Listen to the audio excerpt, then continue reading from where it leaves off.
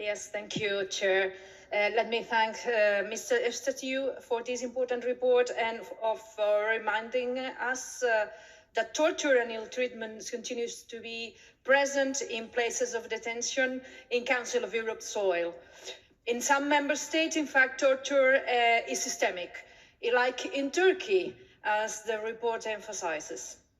Dear colleagues, in fact, just an example of Turkey. Despite several reports and recommendations by the European Committee for the Prevention of Torture and several judgments by the European Court of Human Rights, Abdullah Ocalan's rights to defense has been severely violated for the last 25 years. 25 years. That is systemic.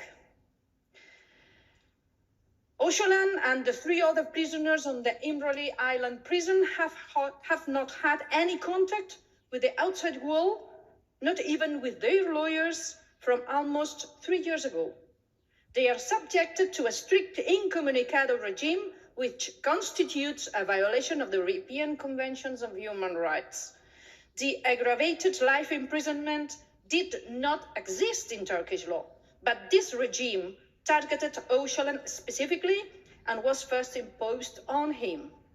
In 2014, the court ruled that this aggravated life imprisonment with no parole constituted a violation of Article 3 of the Convention.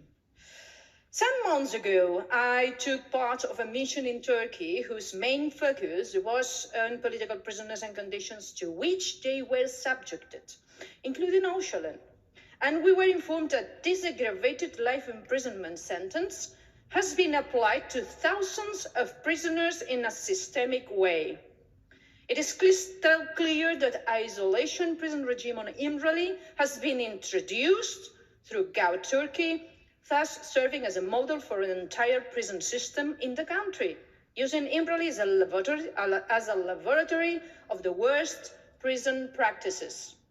No other regime that we know of has implemented long-term stoppage of letters, phone calls, visits, or any other form of outside communication. Not even in Guantanamo or Robben Island or in the H blocks of Northern Ireland in the 70s and 80s. The United Nations Human Rights Committee told Turkey some months ago to allow the prisoners unrestricted access to the lawyers, but this has had no effect. We should agree that this incommunicado imprisonment requires condemnation from human rights bodies such as this Assembly.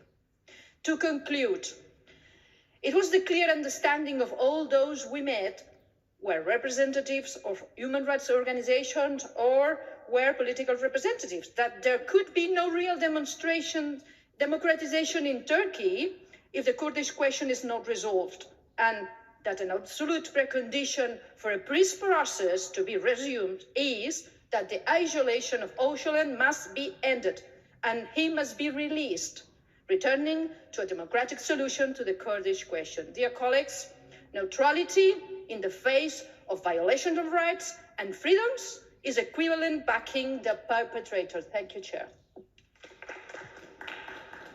Thank you, Ms.